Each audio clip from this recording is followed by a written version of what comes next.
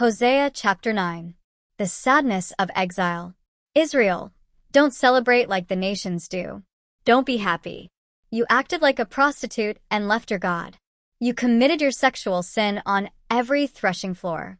But the grain from those threshing floors will not provide enough food for Israel. There will not be enough wine for Israel. The Israelites will not stay in the Lord's land. Ephraim will return to Egypt. In Assyria they will eat food that they should not eat. They will not be able to give offerings of wine to the Lord.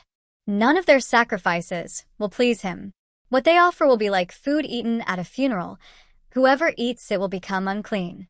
They can eat that food for their own hunger, but it cannot be taken into the Lord's temple. They will not be able to celebrate the Lord's feasts or festivals. The people of Israel left because the enemy took everything from them. But Egypt will take the people themselves. Memphis will bury them. Weeds will grow over their silver treasures, and thorns will grow where the Israelites lived. Israel rejected the true prophets. The prophet says, Israel, learn this. The time of punishment has come. The time has come for you to pay for the evil things you did. But the people of Israel say, the prophet is a fool. This man with God's spirit is crazy. The prophet says, you will be punished for your terrible sins. You will be punished for your hate.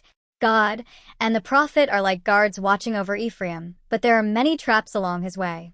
And people hate the prophet, even in the house of his God.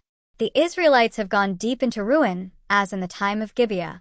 God will remember the Israelites' sins, and he will punish them. Israel is ruined by its worship of idols. At the time I, the Lord, found Israel, they were like fresh grapes in the desert. They were like the first figs on a fig tree at the beginning of the season. But when they came to Baal Peor, they changed. So I had to cut them off like rotten fruit. They became like the terrible things that they loved. The Israelites will have no children. Like a bird, Ephraim's glory will fly away. There will be no more pregnancies, no more births, and no more babies. But even if the Israelites do raise their children, it will not help, because I will take the children away from them. I will leave them, and they will have nothing but troubles. I can see that Ephraim is leading his children into a trap. Ephraim will lead his children out to the killer. Lord, give them what you will. Give them a womb that loses babies and breasts that cannot give milk. All their evil is in Gilgal. I began hating them there. I will force them to leave my house. Because of the evil things they do, I will not love them anymore. Their leaders are rebels who turned against me. Ephraim will be punished. Their root is dying. They will not have any more babies. They might give birth to babies, but I will kill the precious babies who come from their bodies. Those people will not listen to my God, so he will refuse to listen to them.